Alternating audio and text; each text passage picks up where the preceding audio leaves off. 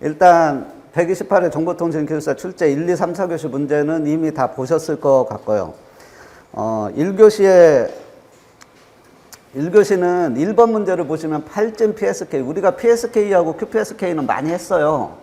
근데 팔진 PSK는 얘를 근데 알 수는 있는데 이제 한 번이라도 본 사람은 풀 수 있는 문제인데 거기에 뒤에 또 뭐가 나왔냐면 설계라는 문제가 딱 붙었단 말이에요, 단어가. 팔진 PSK는 아는 사람은 많이 있을 수 있어요. 왜냐하면 공부를 PSK를 하다 보면 대부분 팔진 PSK까지는 공부하거든요. 학원에서는 뭐 가르치냐 가르치지 않냐가 중요한 게 아니라 PSK를 하면 팔진 PSK는 금방 이해가 돼요, 사실은. 근데 뒤에 설계라는 말 때문에 이 설계가 뭔 설계를 하라는 건지를 몰라서 헷갈리신 분들이 있었을 거라는 생각이 들어요. 근데 그냥 팔진 PSK 그냥 그걸 놓고 쓰면 돼요. 설계라는 말에 집중하시면 안 된다고요, 이런 문제는. 왜냐하면 우리가 팔진 PSK를 설계할 수 있는 능력은 없어요. 반도체 설계를 할 거예요, 회로 설계를 할 거예요. 그냥 원리 쓰라는 거예요, 원리. 그러니까 그렇게 생각을 하시면 될 것 같고, 에너지 신호하고 파워 신호는 기본 문제죠. HTTP 기본 문제예요. 그 다음에 4번에 썬더볼트라는 게 나왔는데, 썬더볼트는 이제 뭐 신기술로 볼 수 있죠. 근데 이거는 저는 개인적으로 이런 문제는 내면 안 된다고 생각하는 사람이에요.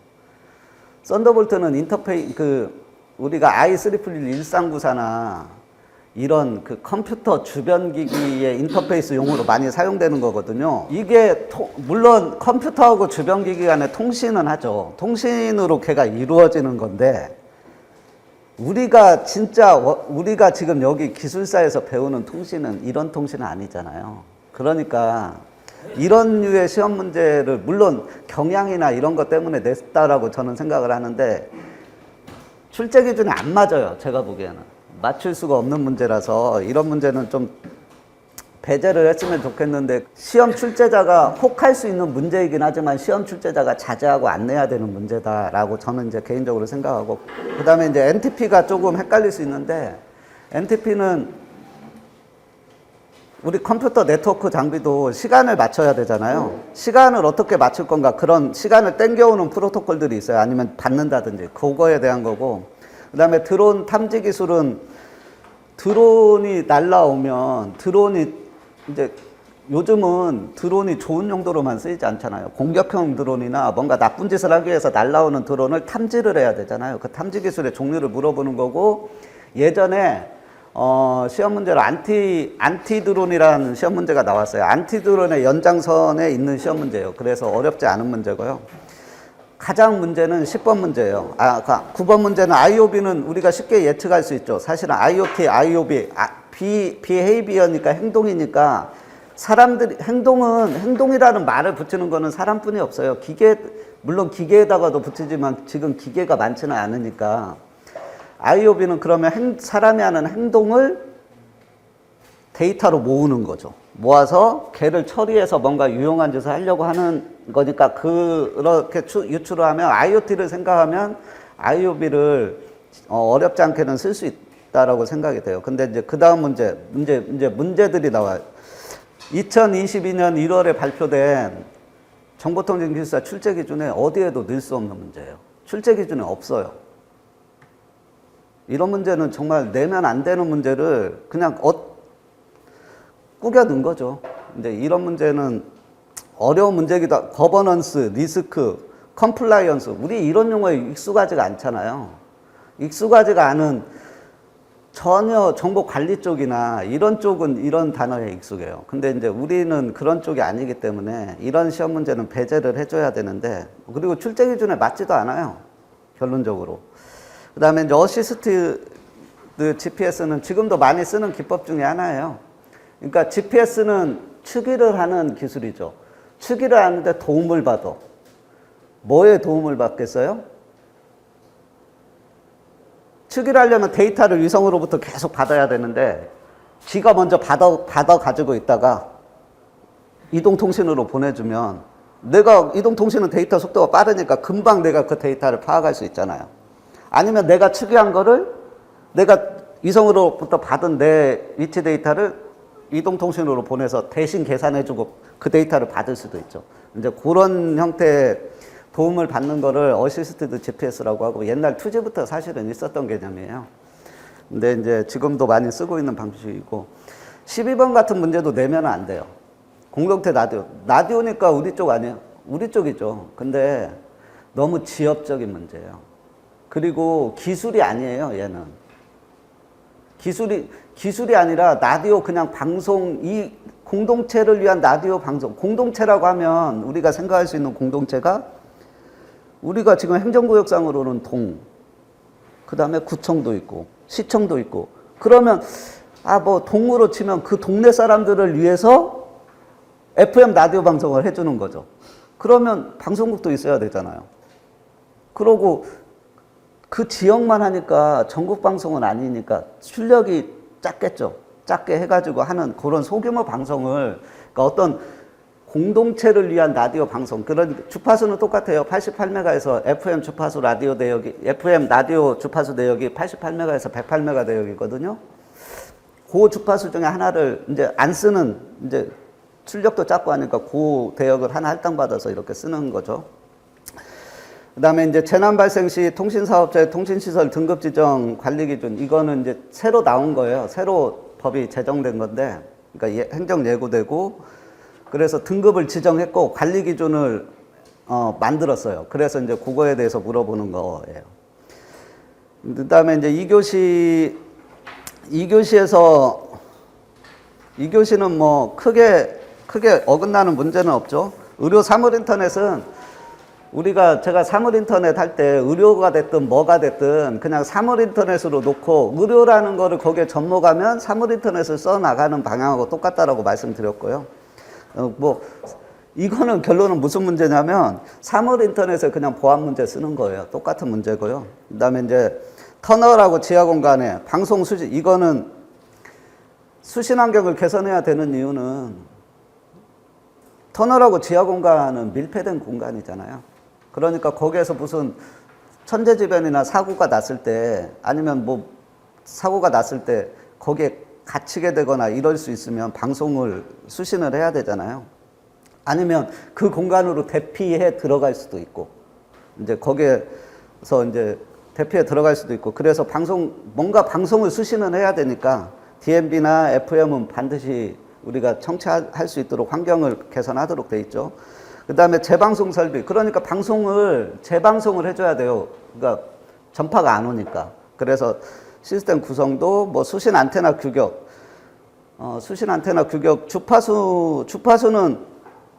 주파수는 되게 어떤 주파수를 사용하겠어요? 그러면 FM이나 DMB의 주파수 대역이 VHF 대역이죠. 그러니까 VHF 주파수하고 임피던스는 되게 이제 방송용이니까 75옴 많이 사용하거든요. 이제 그 다음에 비상방송 장치의 기능과 규격, 중계 증폭 장치 기능과 규격, 그 다음에 암호화 인증, 그 다음에 뭐 위성항법 시스템. 이거는 제가 수업 시간에 했던 거예요. 디퍼런셜 GPS하고 리얼타임 키네매틱은 그러니까 디퍼런셜 GPS의 이제 요거죠, 요거. 우리가 치기 방법에는 크게 코드 기반이 있고 반송파 기반이 있어요. 그러니까 위성에서 오는 데이터를 막 해석해가지고 내 위치를 계산하는 방법이 있고, 그 다음에 반송파 개수를 세가지고 내 위치를 계산하는 방법이 있고, 근데 반송파 기반은 대부분 단독 치기에는 사용되지 않아요. 디퍼런셜 GPS, 그러니까 디퍼런셜 GPS에는 이제 크게 보면 이렇게 볼 수 있죠. 코드 기반이 있고요. 반송파 기반이 있는 거예요. 코드 기반에 우리가 주로 배운 G바스하고 S바스가 여기 들어가요. 얘는 RTK가 여기 들어가요. 그러니까 요거를 아셔야 돼요. 요거냐가 중요한 거예요. 여기에서는. 이제 요거를 구별할 수 있냐 없냐의 문제죠. 그러니까 측이 방법에도 디퍼런셜 GPS가 아니라 스탠드얼론 스탠드 언론 GPS에서도 코드 기반하고 당연히 반송파 기반이 있겠죠. 이제 요렇게 나눠지는 거예요. 요렇게. 그래서 요게, 그 다음에 와이파이 7은 나올 걸로 예상됐던 문제예요. 근데 이제 단답형으로 나올 걸로 생각이 됐죠. 근데 이제 이게 서술형으로 나온 것만 바뀌었고요. 웹 2.0, 웹 3.0, 웹을 비교하고 웹 3.0의 주요 특징을 설명하시오. 그러면 지금 현재 우리가 사용되고 있는 인터넷이나 웹은 웹 몇일까요? 지금 우리가 사용하는 거는 웹 2.0이에요. 그러니까 웹 3.0을 이야기하는 거는 앞으로 다가올 인터넷은 어떤 종류의, 어떻게 변해갈 것이냐, 요거를 물어보는 문제예요. 이제 그렇게 생각하시면 될 것 같고.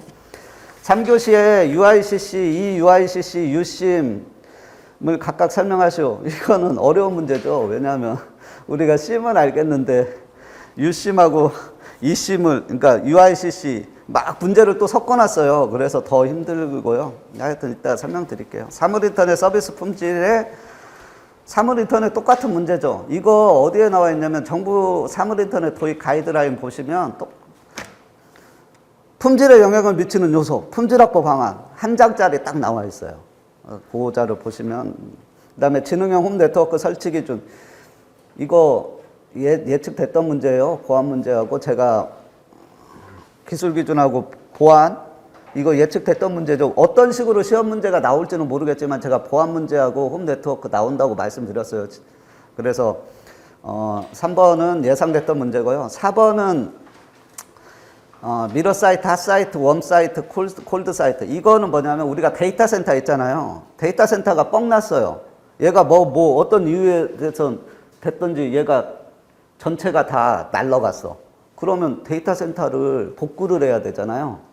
복구를 하는 방법이 어떻게 할래? 그러니까 똑같은 데이터 센터를 지어놓고 데이터를 주기적으로 백업을 하든지 그런 방법에 미러 사이트하고 핫 사이트, 웜 사이트, 콜드 사이트라는 방법이 있는 거예요.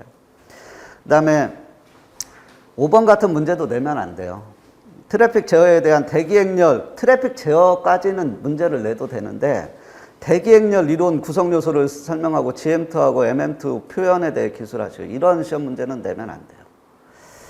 그 다음에 스마트홈 연동 표준 메터를 설명하시고 이런 문제도 내면 안 돼요. 메터를 내도 되는데 메터는 아직 표준 자체가 안 나왔어요. 표준 자체가 나오지 않는 거를 문제로 삼고 내는 거는 물론 얘가 주간기술 동향에 메터 표준이 주간기술 동향에 나온 적이 있어요. 올해 상반기에. 근데 표준이 안 나온 거를 이제 어떻게 될 것 같다. 그동안에 이제 쭉 그 진행 상황하고 어떻게 되어갈 것 같다. 그냥 대략적인 윤곽만 나와 있는 거를 시험 문제로 내는 거는 제가, 낼 수도 있죠. 낼 수도 이제 5번은, 6번은 제가 그나마 인정을 하는데 5번은 좀 그래요. 그 다음에 이제 4교시 문제를 보면, DMR하고 DPMR, 그 다음에 개인식별 CI하고 DI, 그 다음에 긴급구조, 이제 이거는 3번 문제는 법 문제예요. 법 문제고요. 이게 위치정보 제공에 대한 법률이 있어요. 제가 이제 그거를 봤는데, 거기에 이제 그 위치 정보를 제공하는 그 위치 정보에 대한 품질이 어느 정도 돼야 된다. 이런 거를 이제 측정하도록 하는 거예요. 그래서. 그 다음에 4번 통신망의 이중화 구조와 그 다음에 실시 설계.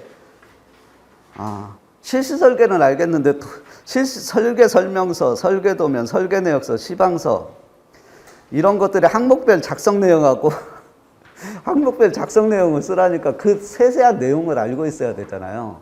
그러니까 설계 도면을 그냥 실시 설계 도서에 대해서 이런 것만 외웠으면 이제 세부 내용을 잘 모르면 쓰기 어려운 문제죠. 실시 설계는 알겠는데 실시 설계 만약에 모르면 유추해서 써야 돼요. 생각하고 그냥 써야 되고 6번은 기본적인 문제니까요. 일단 이제 그래서 이제 몇 페이지로 가실 거냐면 12페이지로 가실게요. 일단 간단하게 문제를 전체 한번 그냥 본 거예요. 본 거고 이번에 이제 거기 문제 분토를 보시면 아무래도 홈 네트워크하고 엔지니어링 법 이쪽에서 많이 나와요. 이제 제가 강조한 그런 경향은 줄어들지 않았고요. 홈 네트워크 쪽하고 엔지니어링 법 접지, 이거는 제가 분류하는 기준이에요. 이렇게 분류해야 된다라는 기준은 없어요. 근데 그 다음에 이번에 많이 나온 게 이제 TCP/IP 쪽에서 인터넷 관련된 뭐 응용 계층이나 아니면 그쪽 특히 이제 응용 계층 쪽에서 많이 나왔죠. 그 다음에 이제 또 하나 눈에 띄는 점이 위성 통신이 문제가 많이 나왔어요. 위성 관련 문제가. 그래서 일단 요즘 강세는 예전에는 안테나하고 무선공학 쪽에서 저번 시험까지는 많이 나왔었는데 이번에는 그쪽 문제가 확 줄고 경향이 변하지 않는 거는 딱 두 가지가 있는데 홈 네트워크 쪽하고 엔지니어링 쪽은 계속 문제가 많이 나와요. 한 번도 이런 경향을 어긋난 적이 없어요, 얘네는. 그 다음에 나머지 분야는 문제가 많이 나왔다가 적게 나왔다가 많이 나왔다가 적게 나왔다가 하는데 이번에는 TCP/IP 쪽하고 위성통신이 강세였다는 거죠. 저번에는 무선공학 쪽하고 그 다음에 TCP/IP 쪽이 그때도 강세였죠. 근데 이제 이런 경향은 변할 수 있어요. 그 다음에 이제 마지막 5번 거기 128회 출제 경향 보면 5번 보면 내용상 그러니까 문제가 어디에서 출제되냐 이런 거 빼고 문제의 내용상으로 한번 뜯어보면 기출 문제나 지금까지 보편적으로 우리가 이제 통신기술사라면 이런 문제가 나올 걸로 예상됐던 문제보다는 신출 문제하고 너무 지엽적인 문제가 많이 나왔어요. 일반적인 문제들이 아니라 지엽적인 문제들. 이제 잘 거론이 안 됐거나 좀 소홀히 했거나 이런 문제들이 많이 나왔고요. 제가 그래서 이제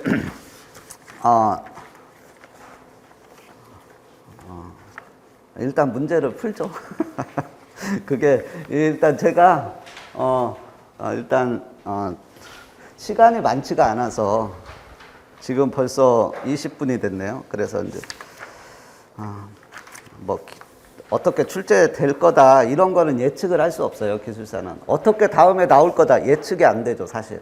왜냐하면 출제위원이 계속 바뀌니까요. 그거 자체를 예측한다는 것 자체는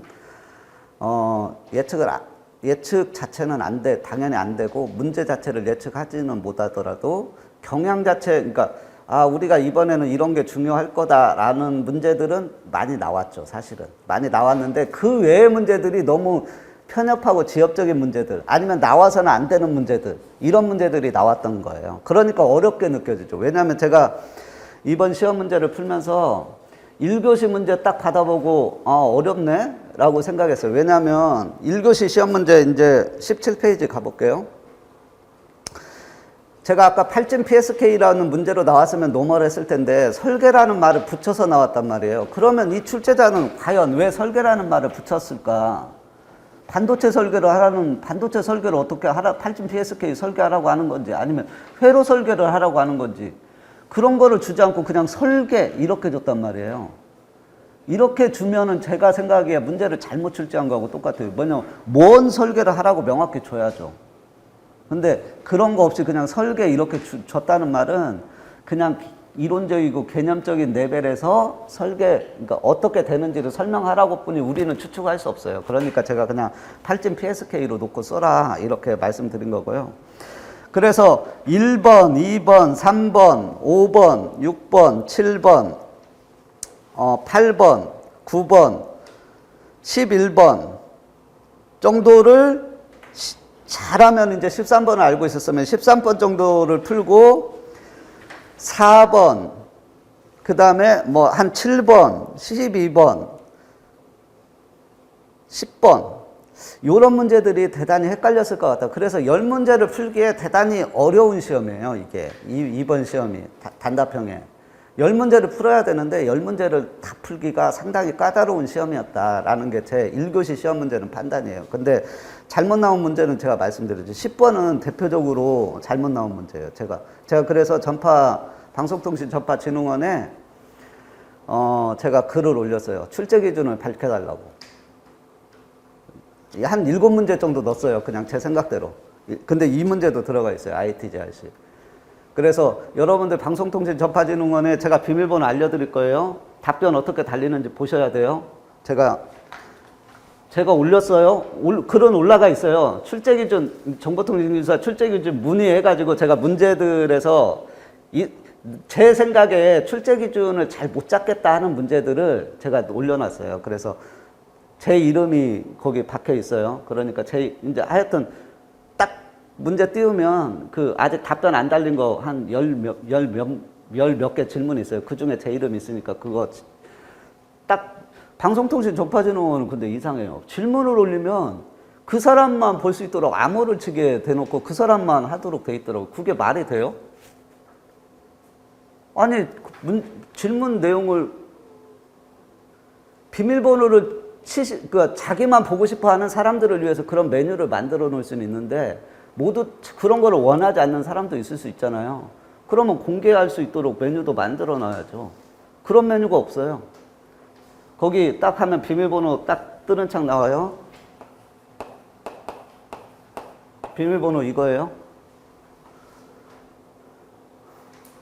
답변이 어떻게 달리는지 한번 보자고요. 답변이 어떻게 달리는지. 제가 답변 달리는 거 보고 또 올릴 거예요. 계속. 그때도 비밀번호는 계속 이거예요. 제가 또 올려도 또 이걸로 계속 올릴 거예요. 그러니까 계속 추적 한번 해보죠. 어디까지 가는지.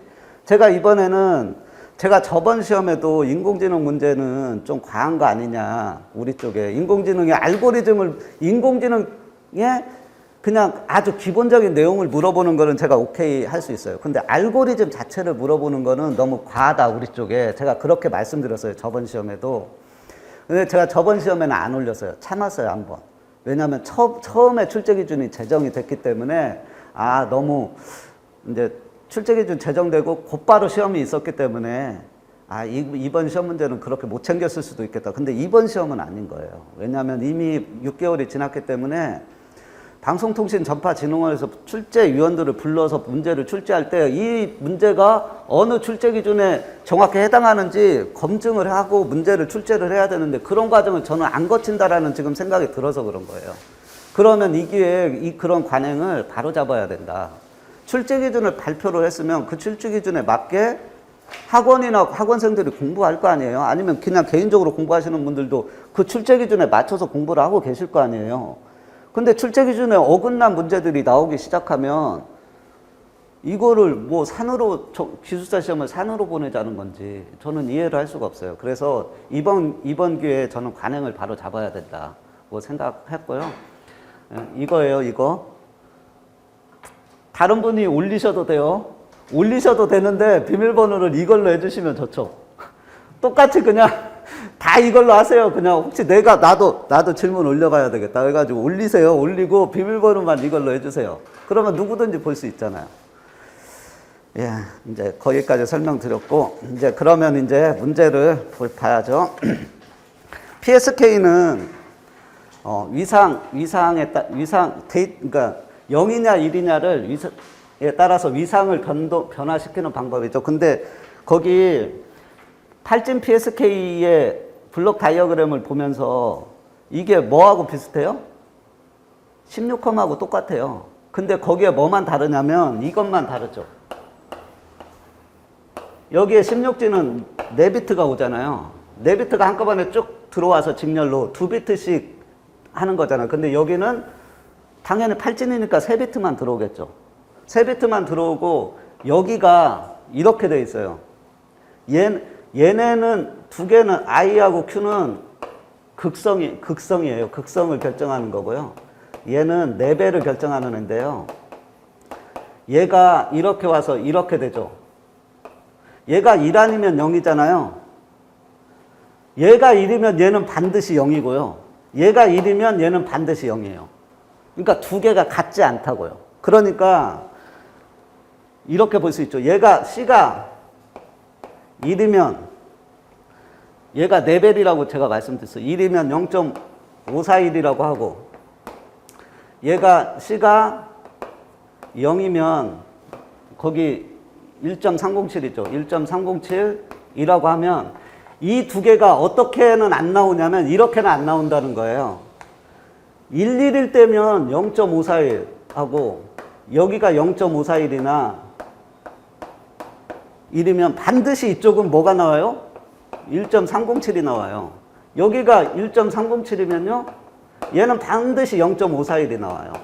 부호만 바뀌는 거예요. 부호만 바뀌는 거잖아요. 그러니까 얘는 크기를 얘를 x고 y라고 하면 루트 x자승 플러스 y자승이잖아요.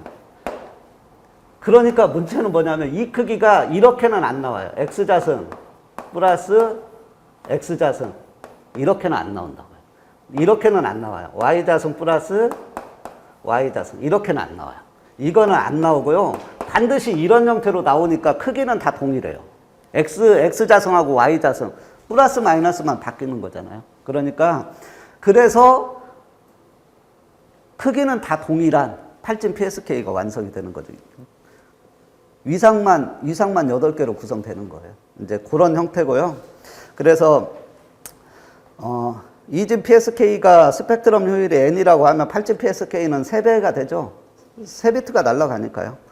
그래, 그 다음에 심볼 넘버는 심볼 수를 이야기하는 거예요. BPSK에서 만들어지는 심볼은 0일 때하고 1일 때하고 만들어지지만 팔진 PSK는 8개가 나오는 거죠, 심볼이. 위상이 각기 다른 심볼, 크기는 똑같지만 위상이 다른 심볼 8개가 나오는 거고요. 위상 변화는 BPSK는 180도 차이가 나지만 팔진 PSK는 360을 8개로 나누면 45도씩 차이가 나게끔 돼 있죠. 그 다음에 뭐 거기 특징이 있고요. 그 이제 팔진 PSK 성상도는 그 블록 다이어그램 옆에 있어요. 그렇게 구성돼요. 8개씩 45도씩 변하면서.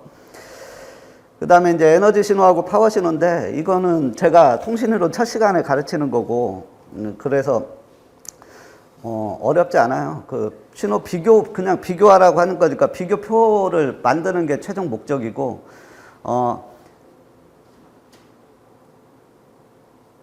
이제 파워 신호하고 에너지 신호를 에너지 신호는 주로 어떤 데 에너지 신호를 적용해서 에너지 신호로 표현을 해요?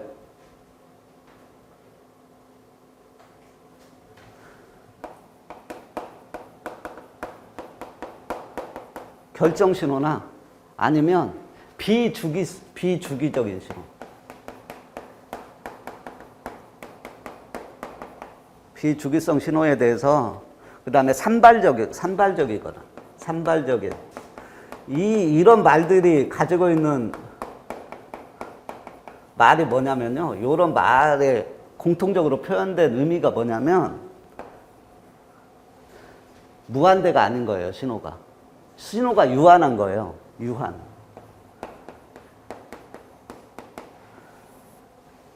유한하니까 얘를 유한한 신호를 마이너스 무한대부터 무한대까지 놓고 얘 평균값을 취한다고 가정하면 이게 뭐예요? 마이너스 무한대부터 무한대까지 평균값이 뭐예요? 전력 신호예요. 전력을 구한다고 하면 유한한 신호를 어느 길이가 있어요. 길이가 있는 거를 마이너스 무한대부터 무한대까지 놓고 평균을 취하면 뭐가 돼요? 0 돼요. 0이라고요, 얘는. 전력은 0이에요, 얘는. 전력은 0이에요. 그러니까 결정 신호나 비주기성 신호, 산발적인 신호는 전력으로 봤을 때 전력이 0 나오니까 예전부터 이런 신호를 전력으로 표현할 수 있었으면은 에너지 신호를 도입 안 했겠죠. 근데 이게 표현이 안 되는 거예요. 0이 나오니까. 그러니까 에너지 신호를 어떻게 정했냐면 야, 그러지 말고 마이너스 무한대부터 무한대까지 놓고 그냥 전체 얘네를 자승해버리자. 그리고 얘를 에너지 신호라고 부르자, 우리가. 이렇게 된 거예요. 그러니까 표현이 가능하죠. 근데 에너지 신호로 이 에너지의 개념으로 이런 주기적인 신호를 보면 얘는 뭐가 나와요? 마이너스 무한대부터 무한대까지 평균값을 냈는데 어떤 값이 존재하는 신호를 자승하면요. 얘는 무한대가, 전력 신호는 에너지 신호의 관점으로 보면 무한대예요, 전력 신호는. 그러니까 그래서 에너지 신호하고 전력 신호는 서로 표현하고 싶은, 자기가 표현하고 싶은 신호의 대상이 있는 거예요, 대상. 그러니까 예전에 디지털 통신이 없을 때는 우리가 뭐만 사용했겠어요? 디지털 신호는 뭐예요? 결정식 비주기성, 그러니까 유한한 신호예요, 유한한. 디지털 신호는 유한한 신호로 볼 수 있어요. 그러면 디지털 신호가 그러니까 예전에 우리가 아날로그 통신만 있을 때는 모든 거를 다 전력으로만 표현했어요, 전력. 근데 디지털 통신이 등장을 한 거예요. 근데 디지털 통신을 하다 보니까 전력으로 보니까 0인 거예요, 0. 그러니까 얘를 디지털 신호로 표현할 수 있는 방법이 없죠. 그러니까 에너지 신호를 쓸 수밖에 없잖아요. 근데 기존의 에너지 신호를 그 디지털 신호, 그러니까 디지털 신호는 에너지로 표현을 하고, 에너지 신호를 또 디지털 전력으로 보면 전력으로는 표현할 수 없어요. 왜냐하면 얘는 무한대가 나와요. 전력으로 표현되는 신호를 에너지 신호 관점에서 보면 무한대라고요. 그러니까 서로 표현하고 싶은 그런 신호들이 있는 거예요. 그래서 에너지 신호는 에너지가 유한하고 평균 전력이 0인 그런 신호를 에너지 신호라고 하고요. 그러니까 전력 신호는 전력이 유한하고 에너지는 무한대가 나오게 돼 있어요. 그러니까 정의상으로 보면. 그 다음에 이제 대부분 주기성으로 보면 에너지 신호는 비주기 신호고요. 파워 신호는 그러니까 전력 신호는 주기 신호죠. 그 다음에 결정성으로 볼 때 결정적인 신호고, 그 다음에 전력 신호는 비결정 신호로 볼 수 있고, 랜덤 신호, 잡음도 전력으로 표현을 하죠. 그 다음에 신호 유형으로 보면 에너지 신호는 디지털 신호는 대부분 다 에너지로 표현해요. 그래서 우리가 이렇게 표현하잖아요. 비트당 에너지. 비트당 에너지. 왜 에너지로 비트당 전력 이렇게 하지 않잖아요. 비트당 에너지. 그러니까 디지털 신호는 에너지로 표현하는 거예요. 그 다음에 이제 전력 신호는 아날로그 신호를 표현할 때 하는 거고요. HTTP는 이제 그 하이퍼텍스트를 전달하기 위한 응용계층 프로토콜이 우리가 인터넷상에서 하이퍼텍스트라는 문서를 전달하기 위한 응용계층 프로토콜이에요. 그래서 얘는 클라이언트하고 서버 모델이에요. 클라이언트가 서버에 요청하는 거죠. 야, 텍스트 문서 좀 줘. 하이퍼텍스트 문서 좀 줘. 그러면 서버가 그 문서를 전달해주는 그런 형태의 프로토콜이고요. 종단 간 연결이 없어요. 그래서 우리가 TCP는 3웨이 핸드쉐이킹을 하잖아요. 3웨이 얘가 이렇게 하죠. 3웨이 핸드쉐이킹을 하잖아요. 연결이 된 상황에서 하는 거예요. 근데 얘는 그냥 요청하는 거예요, 요청. 뭐 연결이고 그런 거 없이 그냥 서버에 야, 줘. 그냥 딱 한마디 하는 거예요. 그러면 줘야 돼요. 이제 그렇게 돼 있는 거, 종단 간 연결. 그래서 커넥션 리스다. 이런 말을 쓰는 거고요. 이전 상태를 유지하지 않는. 그러니까 이게 서버고 얘가 클라이언트면 달라고 하면 얘가 그냥 주잖아요. 근데 한 번 달라고 해서 줬기 때문에 얘가 알 거라고 얘가 얘를 알고 있냐 그런 거 아니에요. 그냥 얘가 또 뭔가 필요하면 또 똑같이 새롭게 또 요청하고 또 받고 이렇게 하는 시스템이. 그래서 이전 상태가 유지되지 않아요. 그래서 스테이트 리스라는 말을 쓰는 거예요.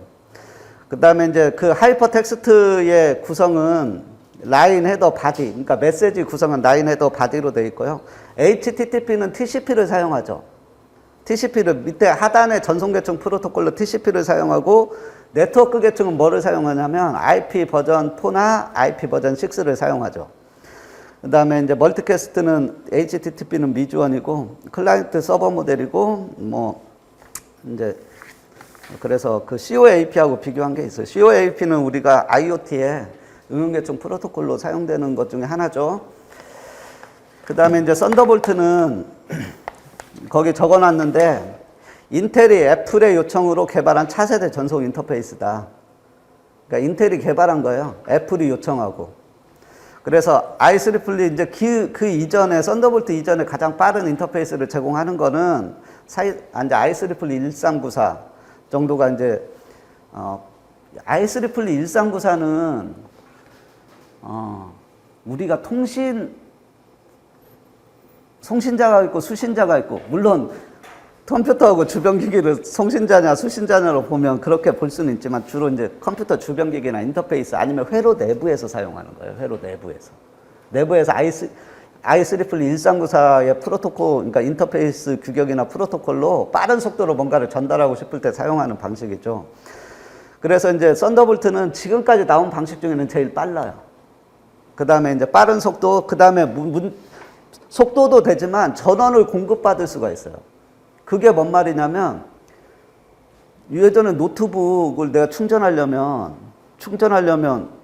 전원을 꽂거나 이렇게 해야 되잖아요. 이제 보조 배터리로 노트북을 충전하기가 어렵잖아요. 근데 얘는, 그 썬더볼트는 데이터도 주고받을 수 있지만 보조 배터리 같은 거에서 전원도 땡겨서 쓸 수가 있어요. 그래서 받을 수가 있는 거, 전원 공급을 받을 수가 있는 거고요.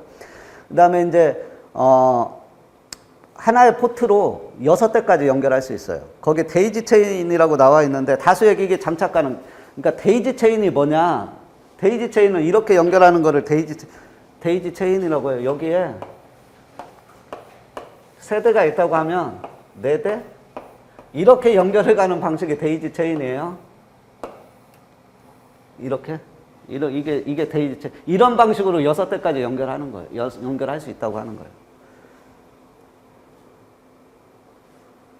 그러니까 내가 여기 노트북이 있어요. 썬더볼트 여기 인터페이스가 하나 있어요. 그러면 내가 여기에 뭐 메모리를 달았어요. 그러면 여기 메모리에서 또 여기 인터페이스 썬더볼트 메모리 여기 인터페이스가 있으면 또 이렇게 달면 요렇게 달면 된다는 거예요. 요렇게 연결해서 6대까지 연결할 수 있다는 거예요. 근데 뭐 누가 이렇게 쓰겠어요. 이제 그 이론상으로 이제 얘 규격상 이렇게 할 수 있다는 거고요. 최초는 2011년도에 나왔고요. 이제 그때는 전성속도 10기가, 2013년도에 나온 썬더볼트 2는 20기가, 지금 현재는 4까지 나와 있는데 40기가. 근데 인터페이스가 USB 타입C하고 똑같아요. 이제 그래서 헷갈릴 수 있어요. 근데 하여튼 똑같다는 거고요.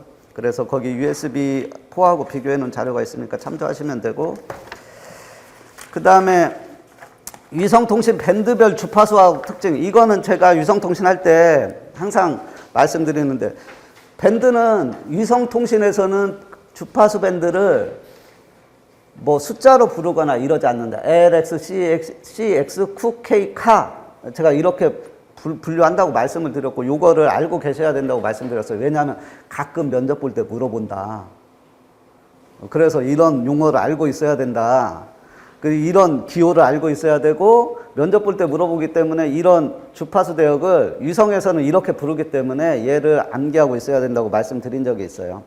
그래서 L은 1에서 4기가, LX니까, X는 LS니까 2에서 4기가, 그 다음에 4에서 8기가 2배씩 높아져요. 그 다음에 X부터 달라지죠. 8에서 12기가. 그 다음에 Q 12에서 18, K 18에서 27, 카 27에서 40.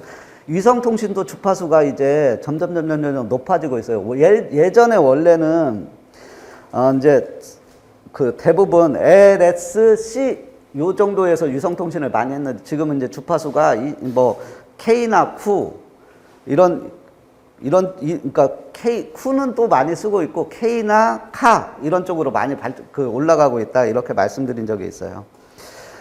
그래서 지금 위성은 그러면 뭐예요? 위성은 GPS는 뭐예요? GPS는 무슨 밴드예요?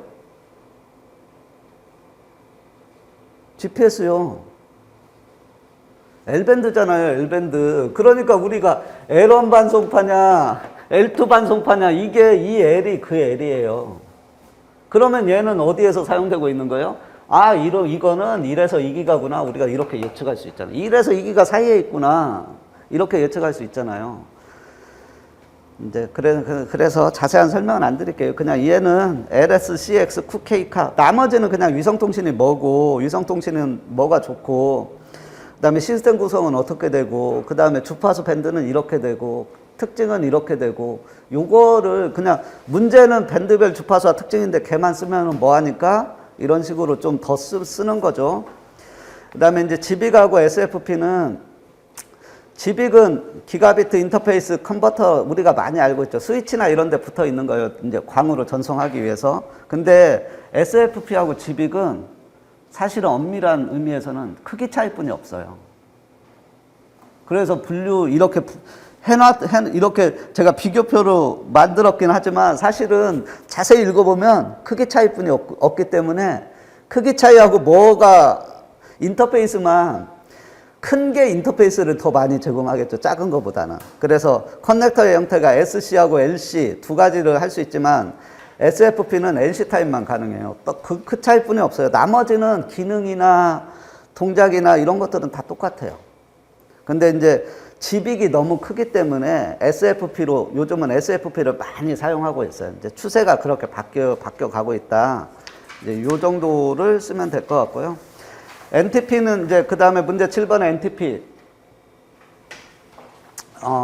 최상위 클럭, 이제 그러니까 시간 맞추는 프로토콜이에요. 시간을 이제 네트워크 장비나 아니면 컴퓨터끼리 시간을 맞추는 프로토콜인데요. 동작 모드가 4가지가 있어요. 클라이언트 서버가 있고요. 그러니까 서버 모드가 있고, 그러면 클라이언트에서 무조건 아까도 우리가 그 HTTP 할 때 클라이언트가 서버에 요청하면 서버가 하이퍼텍스트를 주는 거잖아요. 그러면 시간도 마찬가지죠. 여기 서버가 있고요. 여기 클라이언트가 있으면 클라이언트가 서버한테 요청하는 거죠. 시간 좀 알려달라고. 그러면 얘가 제공해주면 되는 거잖아요. 이렇게 할 수 있는 모델이 있고요.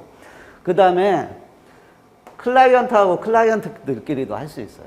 그게 뭐냐면 거기 시메트릭 피어 모드라고 하는 거예요. 시메트릭 피어 모드, 클라이언트끼리 서로 시간을 전달할 수 있어요. 그 다음에 이제 브로드캐스트 모드라고 하는 것도 있어요. 브로드캐스트는 모든 자기하고 연결된 단말한테 다 전송을 해주는 거예요. 일정 시간마다 딱 그러니까 1분만, 뭐 60초면 60초, 30초면 30초, 아니면 10분이면 10분 이렇게 시간 정해놓고 10분 되면은 전체 자기한테 달라붙어 있는 단말에 시간 쫙 한번 전송하고, 그러면 그 밑에 있는 단말들은 다 받아서 그 시간을 사용하면 되잖아요. 그 다음에 이제 멀티캐스트 모드는 그룹 멀티캐스트를 하려면 그룹에 등록을 해야 되잖아요. 그룹에 등록을 한 애들한테만 시간을 보내주는 거예요.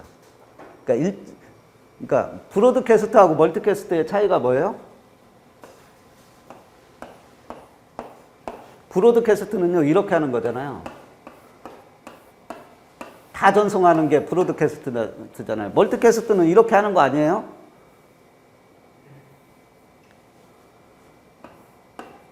이렇게 하는 거예요? 근데 멀티캐스트에 브로드캐스트의 개념도 들어가요. 멀티캐스트는 브로드캐스트도 할 수 있는, 왜냐하면 이거는 멀티캐스트 아니에요? 다수한테 그냥 보내는 거잖아요. 이것도 멀티캐스트고요. 브로드캐스트는 근데 무조건 다 보내는 거예요. 근데 멀티캐스트는 빼놓고 보낼 수 있다는 거예요. 빼놓고. 이제 요 개념인데 그냥 멀티캐스트하고 브로드캐스트의 차이만 보면, 멀티캐스트는 그냥 이렇게 단순하게 하지 않고요. 그룹을 지어서 그룹에 가입한 애들한테만 보내주는 방식이 이제 멀티캐스트 모드다, 이렇게 생각하시면 되고요. 그 다음에 이제 드론 탐지 기술에, 드론은 탐지 기술도 있고요, 판단 기술도 있고, 무력화 기술도 있어야 돼요. 안티 드론 하려면. 그러니까 내가 드론을, 어떤 공격형 드론이 날라오는데 쟤를 판별하고 무력화 시키려면 먼저 탐지를 할 수 있는 기술이 있어야 되고, 쟤가 나쁜 놈인지 안 나쁜 놈인지 판단할 수 있는 기술이 있어야 되고, 그 다음에 나쁜 놈이라고 판단이 되면 무력화 시킬 수 있는 기술이 있어야 되는데, 이번에는 탐지 기술만 물어봤기 때문에 탐지 기술에 주안점을 두고 쓴 거예요. 레이더는 전파를 이용하는 거죠. 전파는 멀리 갔다 올 수 있어요. 근데 출력을 세게 쏴야 돼요. 왜냐하면 그러면 출력을 작게 쏘면 짧은 거리만 되잖아요. 그러니까 이제 하여튼 전파를 이용하는 방식이고, 장단점이 거기 나와 있으니까 참조하시고요. 그 다음에 EO하고 IR은, EO가 뭐예요? EO? 일렉트리컬 옵틱, 그러니까 광학. 전자기 광학, IR, 적외선 카메라 이용하는 거예요. 카메라. 그러니까 적외선 카메라나 광학 카메라를 이용해서 탐지를 하는 거죠. 그 다음에 라이다는 빛을 이용하는 거예요. 빛으로 쏴가지고 탐지를 하는 거죠. 근데 얘는 기상 상황이나 이런 데 취약하죠. 빛은 장애물이 있거나 안개가 많이 끼어 있거나 비가 오거나 우박이 내리거나 막 이런 상황에서는 빛은 통과하기가 어렵잖아요. 그러니까 이제 가까운 거리나 이런 데뿐이 잘 안 되죠. 그 다음에 이제 RF 방식이 있고요. 음향 방식도 있어요. 뭐 그건 참조하시면 될 것 같고요. 그 다음에 이제 IOB는 아까도 말씀드렸듯이 행동 인터넷, 그러니까 한마디로 정의하면 행동 인터넷인데 behavior. 사람의 행동을 데이터로 해서 모으는 거예요. 이제 이게, 저는 몰랐는데 이제 자료를 찾아보면서 가트너가 2021년 9대 기술 트렌드 중 첫 번째 트렌드로 IOB를 꼽았대요. 제가 이거는, 제가 매일 보기는 하는데 놓쳤나 봐요. 하여튼. 그래서 뭐 IoT하고 똑같이 생각하면 되고요. 이제 코로나19 상황에서 우리가 그 마스크 착용이나 체온 재기, 손 소독 같은 행동 절차를 어떤 상황에서는 사람들이 안 지키는지 이런 것들을 수집해 가지고 데이터 분석해 가지고 잘 지키도록 유도를 한다든지 이런 데 사용할 수 있겠죠. 그다음에 근데 이제 문제가 있어요. 이거는 개인정보 보호하고 사생활 침해 논란의 여지가 있을 수 있어요. 왜냐하면 개인의 행동을 수집하는 거니까 자칫 잘못하면 사생활 침해 논란이 있을 수 있죠. 그래서 이제 그런 거가 이제 윤리적인 문제가 있을 수 있다는 거고요. 어차피 구성 요소는 사물 인터넷, 데이터, AI, 행동과학. 그 다음에 여기에 그러니까 심리학, 정치학, 뭐 사회학, 경제학을 행동과학이라고 하는데요. 이런 건 이제 사람의 행동이다 보니까 사람이 믿는 거하고 성향에 따라서 사람의 행동이 달라지잖아요. 그러니까 이런 것도 같이 붙여야 된다. 이런 걸로 같이 해석을 해야 된다. 그런 게. 그래서 우리가 대표적인 게 여러분들 뭐지? 그 내비게이션 뭐죠? 티맵. 티맵하고 연계해서 보험료 깎아주잖아요. 이 사람이 운전하는 행동 습관이잖아요. 이것도 일종의 IOB의 일종인 거예요, 결론은. 그거를 수집하잖아요. 수집해가지고, 이제 하는 부분이니까. 근데 이제, 그 다음에 이제 문제 27페이지 10번. IT GRC. 저는 이거 설명하기가 되게 걱정스러웠어요. 어떻게 설명을 해야 되나? 저도 잘 몰라요. 거버넌스 리스크 관리 규정 준수. 거버넌스라고 하는 거는, 어떤 이제 비즈니스가 있으면 그 목표를 달성하기 위한 정책, 그 다음에 규칙, 그 다음에 프레임워크, 이런 것들을 거버넌스라고 하거든요. 그 다음에 리스크는 그런 것들을 해나가는 데 있어서 그 어떤 회사들은 당연히 리스크가 있죠. 리스크를 어떻게 관리할 건지, 그런 거에 대한 리스크 관리를 이야기하는 거고요. 규정 준수는 규칙, 법률, 규정을 따르는 행위고, 그 다음에 어떤 회사는 자기들이 정한 규칙들이 있죠. 그거를 어떻게 잘 따르게 할 것인가에 대한, 그런 방법적인 측면이 그 컴플라이언스예요. 그래서 이제 IT GRC, 근데 IT GRC는 그러니까 이런 것들을 데이터 중심으로 하자. 그러니까 데이터를 모아가지고 정책도 우리가, 세우고, 그 다음에 리스크 관리도 하고, 그 다음에 어떻게 잘 지키게 하게끔 하려고 하는 것도 컴플라이언스도, 이렇게 IT를 중심으로 하자. 그 다음에 그래야 책임감 있는 운영도 되고, 사이버 보안도 강화할 수 있다. 근데 이제, 그런 걸 전체적으로 IT GRC라고 하는 것 같은데, 제가 설명하기가 참 애매해요. 저도 잘 모르겠어요. 이제 이건 기술적인 게 아니라서, 그리고 저는 솔직히 이 문제가 너무 화가 났어요. 그 다음에 이제 어시스티드 GPS는, 우리가 이제 위성에서 이제 측이 문제예요, 측이 문제인데 위성에서 데이터를 여러분들이 위성에서 속도가 위성에서 내가 데이터를 쭉 내려받아요. 각 위성마다 어느 정도의 속도로 내려오냐면 50bps로 내려와요.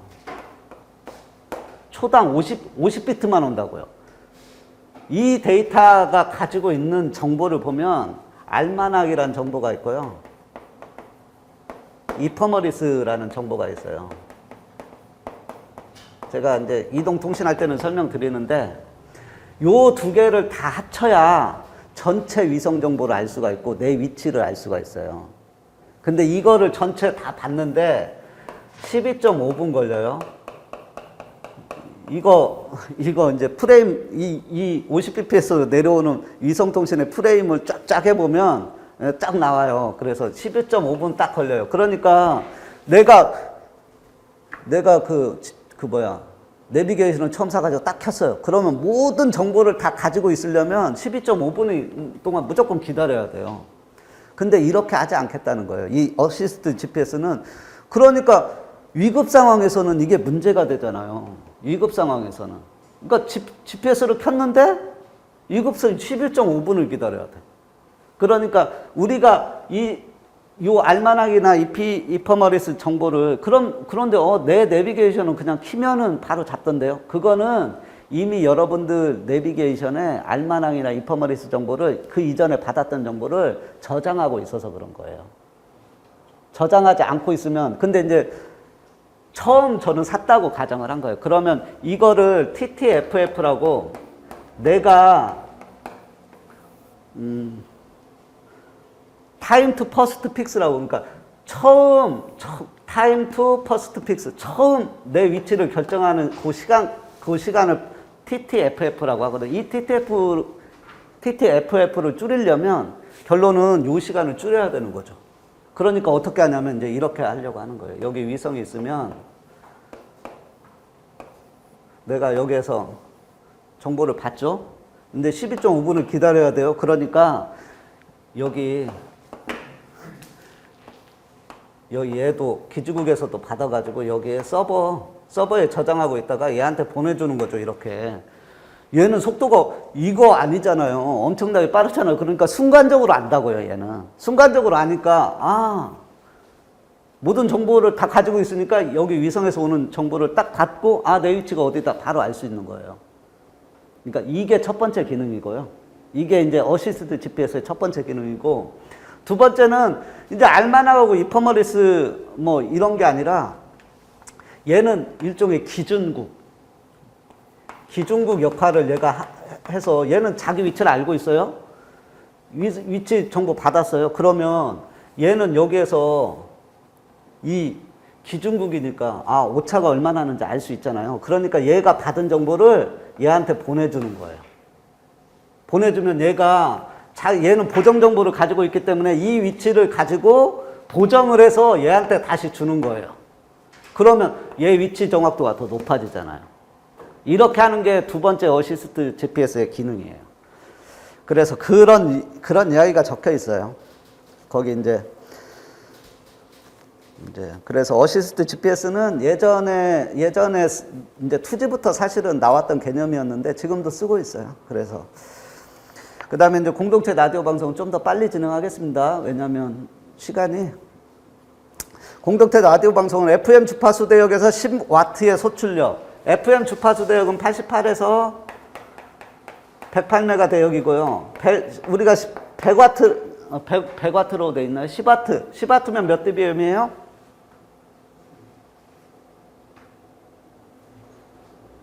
40dBm이잖아요. 40dBm. 이렇게 되잖아요. 이게 10W잖아요. 이게 몇 dB예요? 30dB죠. 10 하니까 40dB잖아요. 이렇게 되는 거예요. 40dBm, 그러니까 소출력이에요. 소출력. 40dBm 정도면 우리가 여러분들 이동통신 기지국 3G나 예전에 3G 기지국에서 쏘는 출력 정도가 40dBm 정도예요. 그러니까 작은 출력이죠. 그러니까 기지국 그 비영리 라디오 방송을 한 거예요. 그래서 2021년 7월까지 우리나라에, 그러니까 소출력으로 공동체, 그 지역 주민들한테 라디오 방송을 하는 데들이 7군데가 있었어요. 근데 올해 7월이면 며칠 전이에요. 여러분들 시험 보기 며칠 전에 이게 20개가 더 허가가 됐어요. 그래서 27개가 된 거예요. 그래서 제가 시험 문제로 요거를 낸 거예요. 진짜 너무한 거 아니에요? 이 정도면? 아니, 뭐 내용이 있어야죠. 그냥 라디오 방송, 지역에서 라디오 방송 하는 거를 시험 문제로, 이게 뭐 기술이에요? 기술도 아니고. 나 진짜 너무한 거죠, 이런 거는. 그리고 뭐 법적으로 뭐 이슈가 있는 것도 아니고. 우리가 이거를 꼭 알아야 되는 것도 아니고. 나 진짜. 아니, 쓸 게 없어요. 이거 제가 그러니까 딱 자료 찾아보면서 쓸 게 없는 거예요. 그래서 공동체 라디오 방송의 장단점, 공동체 라디오 방송 활성화 방안, 이런 것까지 만들어서 써야 되냐고요. 왜 활성화가 안 되면 어때요, 이런 게. 지역 밀착형 방송, 무슨 지역 밀착형 방송이에요, 이거. 이거를 듣는 사람이 많지가 않죠. 거의 없죠. 이 공동체 라디오 방송이 있다는 것 자체를 아는 사람이 많지 않을 거예요. 그 다음에 이제 재난 발생 시 통신사업자의 통신시설 등급 지정 및 관리 기준. 그래서 거기 최근 첫 번째 줄 보시면 21년, 거기 최근, 거기 새라고 써 있잖아요. 그거는 오타예요. 2021년을 쓰다가 잘못 쓴 거예요. 2021년 9월에 주요 통신사업자의 통신시설 등급 지정 및 관리 기준이 제정됐어요. 그래서 A, B, C, D, E로 지정을 해놨어요. A는 광역권에서 그러니까 요 통신시설이 부서지면 광역급으로 피해가 있다는 거예요. A급은. 그러니까 A급이 제일 중요한 거예요. 그러니까 서울, 수도권, 영남권, 호남권, 강원, 충청권, 이렇게 권역 전체가 타격을 받는 시설이 A급 시설이고요. B급 시설은 시나 광역시, 그러니까 광역권이 아니라 시나 특별시, 요 정도가 이제 타격을 받는 게 B급인 거예요. B급도 엄청 중요하죠. 왜냐하면 하나의 시가 통째로 날아가는 거예요. 통신이 안 되도록. 그러니까 시도 중요한 거죠. 3개 이상의 시, 3개 이상의 시나 구. 그러니까 시도 중요한 거예요. 다 중요해요, 사실은. A, B, C로 분류되지 않은 통신국사가 D급. 그 다음에 E급은 이제 재난 발생 가능성이 높은 취약지구나 이런데, 도서지역이나 상습 침해 지구, 뭐 통신시설 이런 데가 이제 E급으로 분류를, 이렇게 5개로 분류를 해놨고요. 그 다음에 이제 관리 기준은 주요 통신시설은 현황 관리카드 작성하고 현황을 관리해야 된다. 니네가 상시적으로 이렇게 해야 되는 거. 그 다음에 우회 통신로를 확보해야 된다. 이제 그 다음에 전원 공급의 안정성을 확보해야 돼. 전원 공급의 안정성을 확보해야 된다는 거는 전원 이중화를 한다든지 아니면 뭐 UPS를 갖다 놓는데 배터리를 갖다 놓는다든지 이런 식으로 해야 된다라는 거예요. 예비 전원을 반드시 설치해야 된다는 거고, 출입 제한 및 보안 조치를 해야 된다. 아무나 드나들 수 있도록 하면 안 되고, 그 다음에 전담 인력의 상주해야 된다는 거고요. 그래서 24시간 운영이 되도록 해야 된다. 그러니까 광역급 A, B, 뭐 C급 정도는, 아니 뭐 제가 D급이나 E급은 어떻게 될지 모르겠는데, 전담 인력이 항상 24시간 상주해야 되고 대응을 해줘야 된다라는 거죠. 그 다음에 교육훈련도 해야 된다. 이런 내용이 관리 기준에 들어가 있어요. 이제 법에 들어가 있는 내용을 제가 정리한 거예요. 3교시로 갈게요. 3교시로. 1번 문제는 제가 간단하게 정리할 거예요. 1번 문제는 우리가 예전에 2G에 우리가 핸드폰을 쓰려면 심카드라는 걸 넣어야 돼요. 심카드를 이렇게 끼웠어요. 심카드가 있고요. 3G 때 얘가 뭘로 발전하냐면 유심이라는 걸로 발전해요. 그 다음에 유심이 아니라 지금은 뭐라고 하냐면, 이제 지금 현재는 e심이라는 걸로 왔어요. e심은 뭐냐면 이제 우리가 끼웠다 뺐다 이렇게 하지 말고 그냥 핸드폰 안에 넣어버리자. 근데 얘네가 가지고 있는 게 뭐예요? 얘네가 가지고 있는 정보가 유심이나 e심이 가지고 있는 정보는 가입자 정보하고 통신 사업자 정보가 들어가요. 그러면 삼성에서 아예 이거를 넣어가지고 만들면 가입자 정보를 못 넣잖아요. 그거를 어떻게 넣냐? 무선으로 넣자. 그러니까 우리가 그 QR코드 있잖아요. QR코드 딱 찍으면 그 가입자 정보가 들어가도록 하자. 아예 얘는 박아 넣는 거예요. 그래서 임베디드인 거예요. 임베디드. 이가 임베디드예요. 임베디드라고요. 그래서 임베디드 심을 넣자는 게 이제 이렇게 되는 거고, UICC는 뭐냐? 이거는 뭐예요? 이동통신 주로 이동통신에서 하는 거잖아요. 근데 이 카드를 유심이나 이런 거를 이동통신 가입자 정보하고 이런 거 들어가 있는 거잖아요. 여러분들 카드에 똑같은 거 있잖아요. 똑같은 거. 그게 이거예요, 유심. 그거를 핸드폰이 아닌 다른 데 쓸 수 있잖아요. 카드 형태로. 그거의 UICC예요. 그리고 이 UICC 형태를 그러면 이 UICC는 이거 뭐예요? 인베디드잖아요. 똑같이. 그러면 이동통신이 아닌 핸드폰에 아닌 딴 데다도 넣을 수 있잖아요. 어디에다 넣을 수 있어요? 사물인터넷용으로 넣을 수 있잖아요. 어떤 기계에다가 넣어버리는 게 UICC 형태라고요. 이제 이렇게 개념을 이해하시면 돼요. 그러니까 나머지는 읽어보시면 되고요. 그 다음에 사물인터넷 서비스 품질에 영향을 미치는 요소 및 품질화. 사물인터넷은 크게 네트워크를 몇 가지로 분류하냐면 세 가지로 분류할 수 있어요. 이제 제가 그림을 하나, 여기 사물인터넷 사물들이 있어요. 얘가 게이트웨이로 오죠.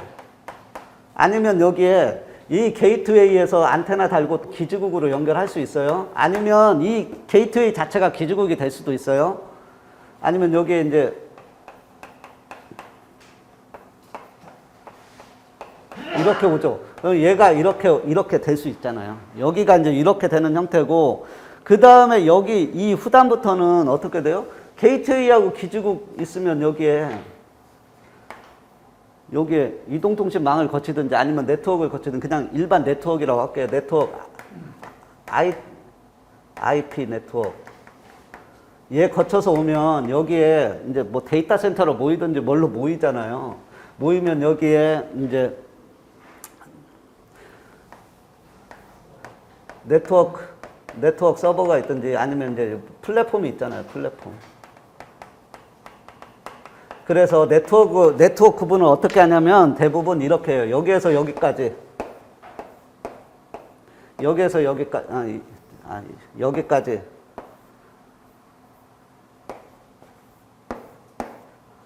이렇게 분류를 해요. 그래서 여기를 뭐라고 하냐면 사물 인터넷에서 되게 분류하는 게 디바이스 네트워크이다. 제가 예전에 다 이거 분류해드렸어요. 분류해드렸고, 그 다음에 여기가 백홀 네트워크이다. 제가 백홀은 예전부터 제가 정의를 해드렸잖아요. 백홀이 뭔지. 그 다음에 여기가 백엔드 네트워크이다. 이제 후단 플랫폼이나 제가 이렇게 간단하게 그렸지만 여기도 수많은 장비들이 있고 얘 장비들 간에 연결이 돼야 되잖아요.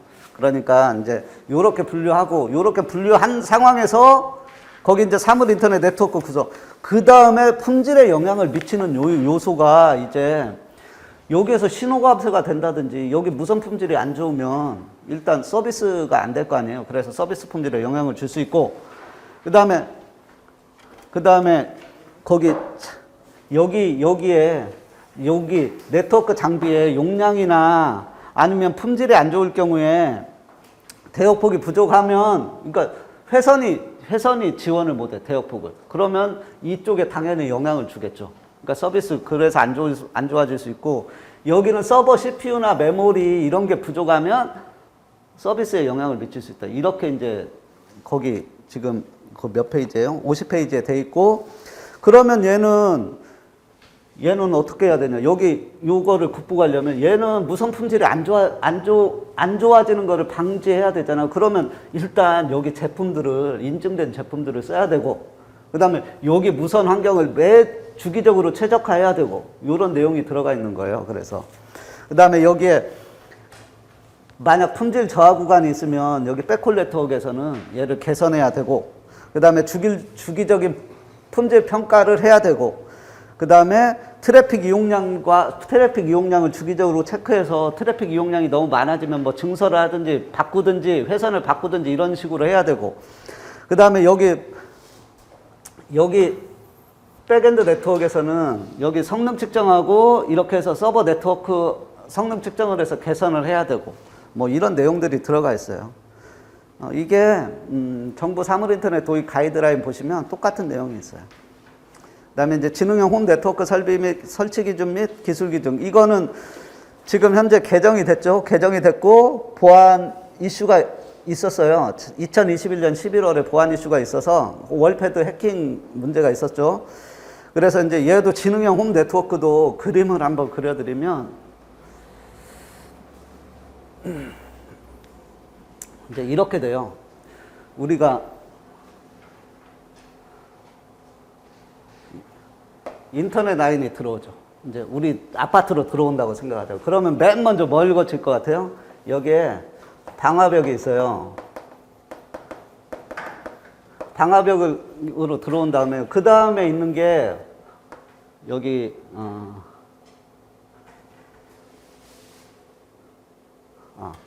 여기에 백본 스위치가 놓여요. 백본 스위치라고 하면은 이 백본이라는 게 웃기잖아요. L3예요. L3. L3급 스위치예요. L3급. 그러면서 여기에 백본 스위치에서 어떻게 되냐면 여기 워크그룹 스위치라고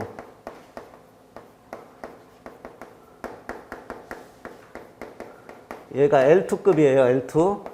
L2 스위치가 놓이는 거예요. 얘는 이제 101동, 102동, 103동으로 가는 거예요. 여기에 이제 101동에 가입자들이 쭉 있을 거 아니에요. 라인마다. 그러면 여기에서 이제 스위치가 더 필요하면 스위치 물려서 여기 1001동, 1002동 이렇게 가는 거예요. 이렇게 가는 거예요. 이렇게. 여기에 그러면 우리의 그런 것도 있을 수 있잖아요. 그 단지 서버. 단지 서버 어떻게 여기서 빼면 되잖아요. 단지 서버. 여기 워크그룹 스위치. 스위치를 놓을 수도 있고 안 놓을 수도 있지만 단지 서버. 그러니까 문제는 뭐냐면 보안의 관점에서 볼 때는 어디만 뚫으면 돼요? 얘만 여기하고 이쪽만 뚫으면 다 뚫리는 거예요. 왜냐하면 얘는 이게 L2잖아요. L2. 그러니까 얘는 얘만 여기 뚫고 들어와서 얘만 뚫으면요.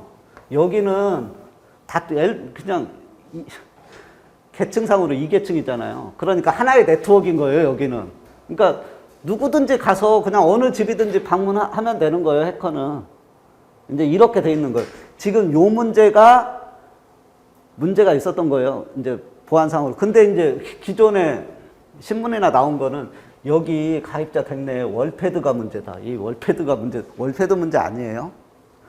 이제 월패드 문제는 당연히 아닌 거고요. 근데 그 다음에 이제 이 월패드가 뭐 인증을 받았냐 안 받았냐 뭐 보안 상황이냐 이런 쓸데없는 거 가지고 이야기했었는데 그런 문제 아니고요.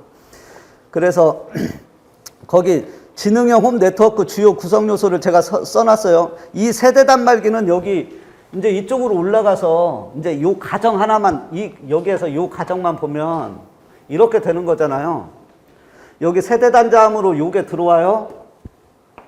요게 들어오잖아요. 그럼 여기 스위치가 있어요. 세대 단자함에 스위치가 있어가지고요. 여기 안방도 가고요. 여기 가고요. 이렇게 가서 여기 월패드가 있어요. 그럼 월패드도 얘가 연결하는 거잖아요. 이 월패드에서 여기 뭐 우리 주방에 가스도 제어하고 여기는 IP로 가는 거 아니에요. 다른 인터페이스로 가는데 이제 이렇게 근데 얘가 여기에서 빠져나와서 이렇게 연결될 때는 다 백본 스위치하고 연결이 되는 거죠. 여기 이 내부하고 여기가 월패드예요. 여기 세대 단자함 있고요. 이 세대 단자함하고 월패드하고 일체형도 있을 수 있어요. 이제 그런 이슈는 다른 이야기고. 그래서 백본하고 방화벽하고 워크그룹, 그래 월패드, 그 다음에 여기 이 홈게이트웨이라고 하는 게 월패드에 같이 들어가 있을 수도 있고, 게이트웨이라는 게 아니면 세대 단자함에 들어가 있을 수도 있어요. 근데 그 이슈는 다른 거고, 그냥 나눠보면 세대 단말기, 홈 게이트웨이, 단지 네트워크 장비, 단지 서버, 워크그룹 스위치, 백본 스위치, 워크그룹 스위치, 그다음 백본 스위치. 거기에 백본이라고 적혀 있는 게 그냥 백본 스위치예요. 그다음에 방화벽. 크게 보면 이렇게 구성되어 있다는 거예요. 그래서 지능형 홈 네트워크라고 했지만 사실은 보안 문제를 기본적으로 가지고 있죠. 왜냐하면 보안에는 그동안 아파트 지을 때 보안에 신경 전혀 안 썼어요, 사실. 그냥 보안이라고 하는 게 뭐 어떤 방화벽 하나 갖다 놓는 거, 요거까지. 요게 보안의 전부였다고요, 사실. 방화벽만 뚫으면 다 뚫리는 거예요, 사실. 그렇게 돼 있었고요. 근데 이제 이게, 사실은 예전부터 처음에 시작할 때부터 이랬냐, 이렇지 않았고, 처음에 시작할 때는 나름대로 신경 쓴다고 상호 운영성도 확보하고, 그러니까 어떤 장비든지 사다가 놓으면 이거하고 붙일 수 있고, 어떤 장비들하고, 그러니까 다른 회사에서 만들었다고 하더라도, 이렇게 운용성이 있게끔 하려고 처음에 시작을 했는데, 정부도 손 놓고, 업체들도, 야, 우리가 이거 우리 걸로 만들면, 우리가 시장을 다 잡으려면 좀 특수하게 만들어서 우리 걸로 계속 하면 되는 거 아니야? 이런 식으로 업체들도 움직였다는 거예요. 그래서 결론은 삼성 아파트하고 LG 아파트하고 장비는 똑같은데 호환이 안 돼. 이거 상호 연동성이 없는 거고요. 그 다음에 보안도 신경을 안 썼기 때문에 보안도 다 뚫려. 이런 문제에 지금 직면해 있다는 거예요. 이제 그거를 이제 지금 거기 3번에 보시면 이제 홈 네트워크 보안 강화를 위한 지능형 홈 네트워크 설비 설치 기준 및 기술 기준 개정해서 기술 기준에서 개정된 내용이 뭐냐면 아파트 관리 주체한테 매뉴얼 제공해라. 그 다음에 물리적인 논리적인 방법으로 세대별 홈 네트워크 이제 여기에서 얘만 뚫으면 다 뚫리는 거잖아요. 그러니까 여기에서 망분리를 해서 가라. 이제 망분리 하라는 거고, 그 다음에 기밀성 인증, 접근 통제, 보안 요구 사항을 충족하는 네트워크 장비를 써라. 그 다음에 정보통신, 그러니까 인증을 받은 기기를 설치해라. 이런 것들이 있어요. 그래서 보안 요구 사항, 장비에 대한 보안 요구 사항은 네트워크 기밀성, 데이터 무결성, 인증, 접근 통제, 데이터 번. 근데 장비를 그렇게 쓰라는 거지. 장비만 요 장비는 데이터 기밀성, 데이터 무결성, 인증, 접근 통제, 전송 데이터 보안을 할 수 있는 장비라고 하더라도 안 뚫려요? 뚫릴 수 있어요.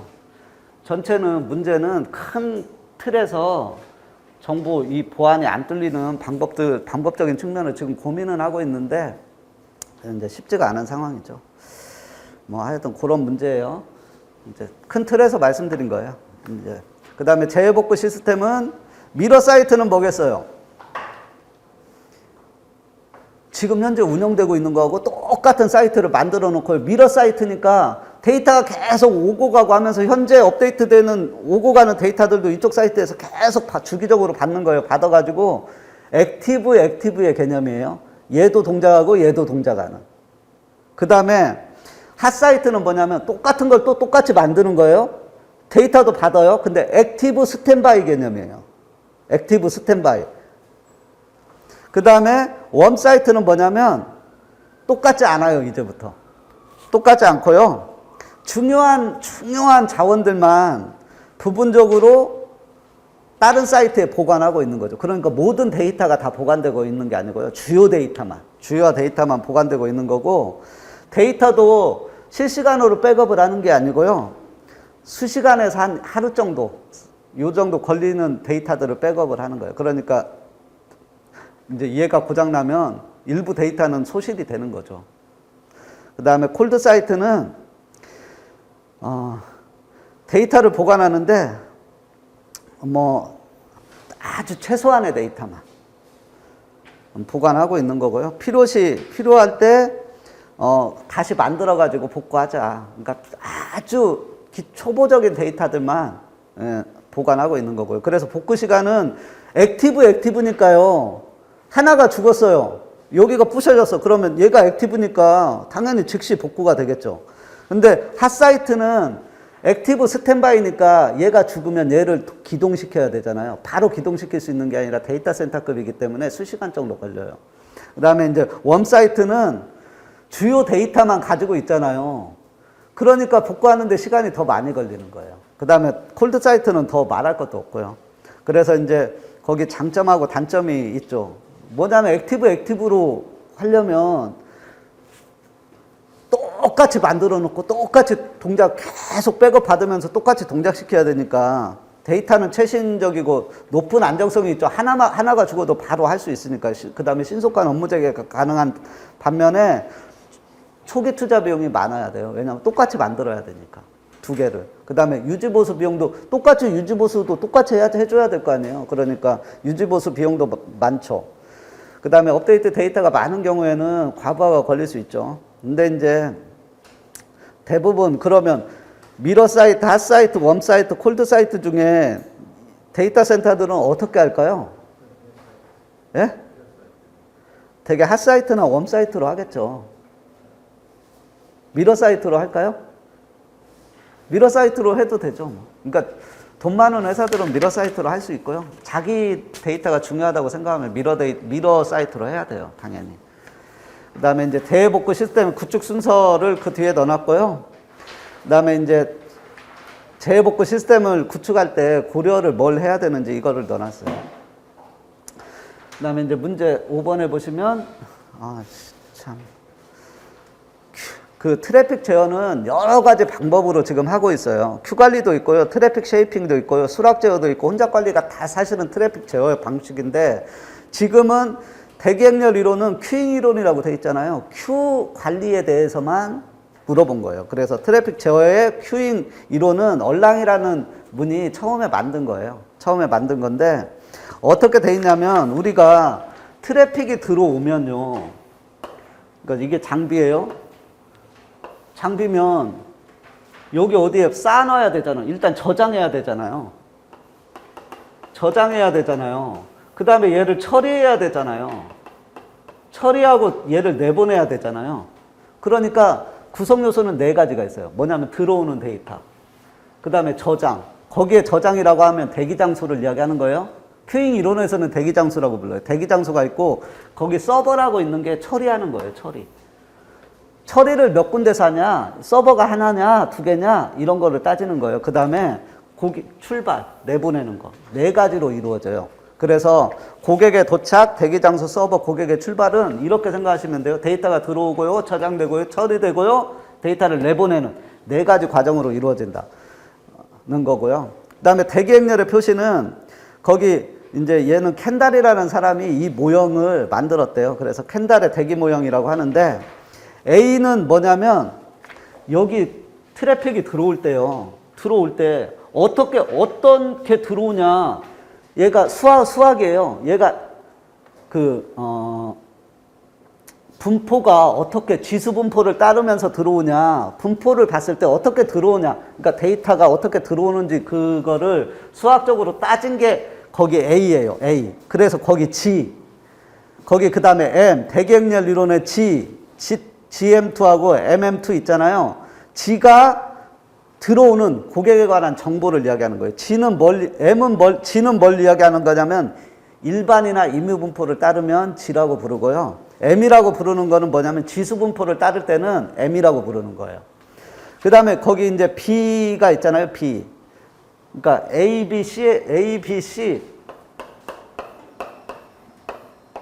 이렇게 있으면 얘를 이야기하는 거예요. 얘 들어오는 정보.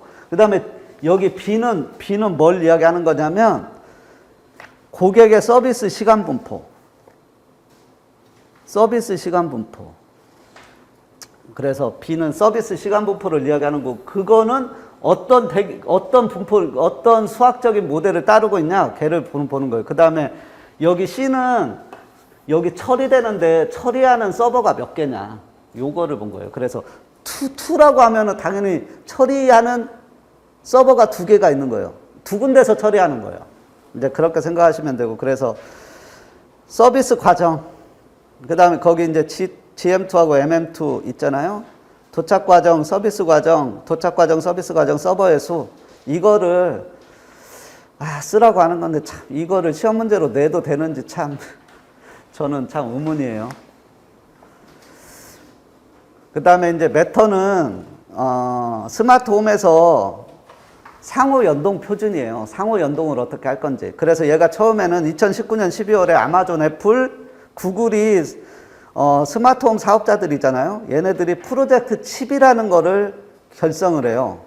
근데 이거를 주도하는 그 주도한 데가 어디냐면 GP 얼라이언스라는 단체에서 이런 회사들하고 같이 프로젝트 칩이라는 거를 이제 만들어가지고 이제 추진을 하고 있었는데 2019년에요. 근데 그래서 2020년 말에 원래는 표준을 만들기로 해요. 표준을 우리가 상호연동 표준을 만들자. 근데 코로나가 오잖아요. 2020년에. 그러니까 1년 더 미뤄요. 우리가 2020년까지 하기로 했는데 2021년까지 할게라고 했는데 그러니까 애플, 구글 이런 데가 참여하면서 이제 됐는데 그 이후에 사업자들이 엄청나게 많이 이 업체에 온 거예요. 그러니까 GP 얼라이언스라는 단체에서 칩이라는 프로젝트를 추진을 하다가 보니까 이거 판이 너무 커진 거예요. 그러니까 야, 우리 GP 얼라이언스도 GP도 옛날부터 우리가 너무 이미지가 안 좋은 것 같아서 자기들 이름도 바꿔요. CSA라는 이름으로 바꾸고 프로젝트 칩도 매터라는 이름으로 바꿔버려요. 2021년 5월에. 2021년 5월이면 한 1년 정도 전이죠.